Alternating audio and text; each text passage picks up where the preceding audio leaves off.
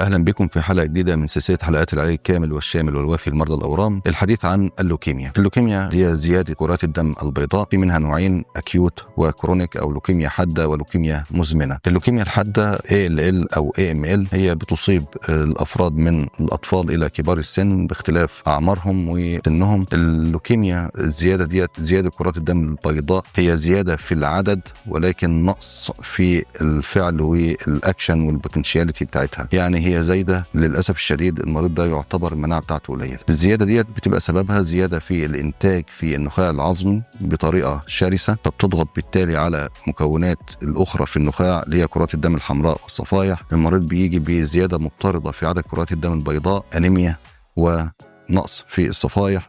بيجي بأعراض الأنيميا من الوهن والهزال والتعب والإرهاق والإجهاد والدوخة والدوار، ومعها أعراض نقص الصفائح من نزيف من اللثة أو من الأنف، دم تحت الجلد، بقعة دموية تحت الجلد. المريض ده ما ينفعش يتعالج في البيت، لازم يكون في مستشفى متخصصة تحت فريق طبي متخصص بيتعمل له الفحوصات الطبية اللازمة والتحاليل الجينية عشان نعرف هل هو ALL ولا AML.